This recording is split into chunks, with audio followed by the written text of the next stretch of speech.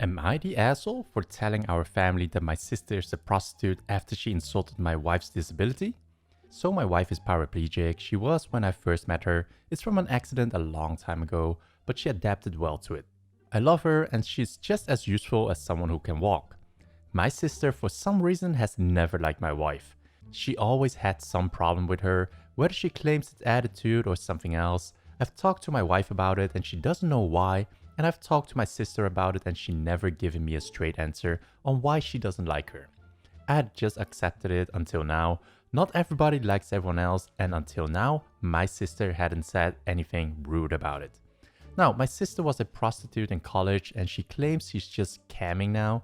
She doesn't have a job, she just does that. She told me because I found out accidentally once. She made me hide it to our family and claims she has a job at a company near us. I was talking to my sister on the phone last week because she wanted me to fix her sink or at least look at it because her landlord wasn't doing anything about it.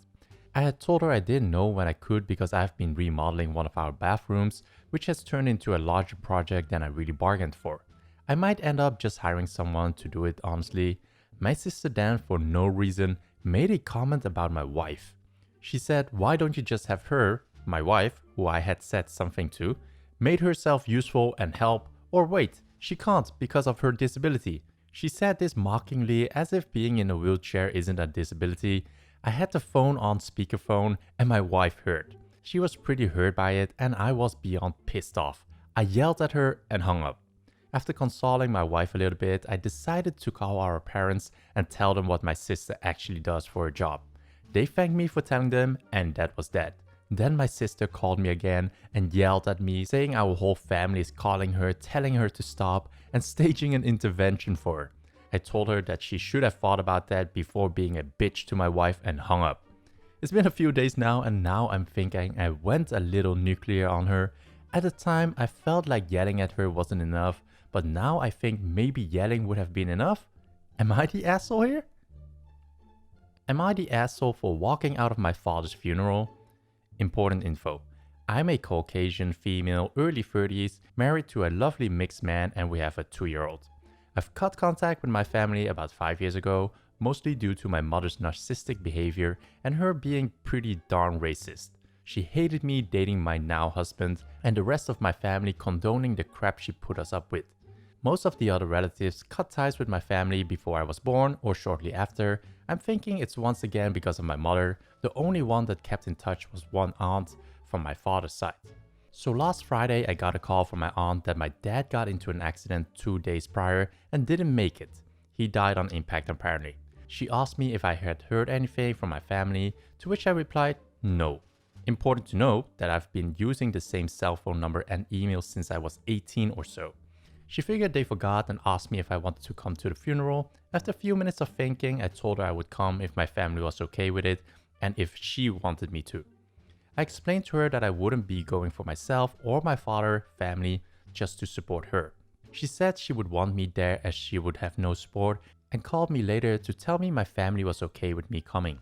So yesterday was the day of the funeral. The past few days I did not hear a single thing from my family. When I got to the location, my family members jumped right on top of me, telling me how happy they were that I came, that we should go to dinner, told me all kinds of stories about things that happened the last 5 years. They basically acted like those 5 years didn't happen and we weren't there for a funeral. I know grief does things to people, so I let it slide and played along, but it made me feel really uneasy and I made sure not to give any details about my own family or job as they know nothing about that and I wanted to keep it that way as it was not the right time or place for an argument about my husband. During the ceremony, they insisted I sat next to my mother. Everything started out okay, but when it was time for speeches, my family insisted I would speak. I quietly told them no, that I had nothing prepared, but they didn't accept it. So I got up and quickly said, "He will be missed," and sat down again. They visibly were not happy with me and my mother started shouting at me, telling me I was a worthless bitch, that I had always treated them without any respect and that I was a bitch for not giving an actual speech about how amazing my father was in front of the 150 plus people that had shown up. So I looked at her for a few seconds, mostly trying to figure out what just happened, stood up, told her to enjoy the rest of her day, and walked out.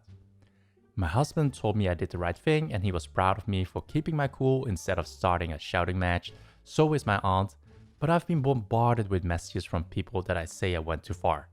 Am I the asshole here? Am I the asshole for complaining about a car salesman's unprofessionalism? I, 28 FTM, feel like a fucking Karen.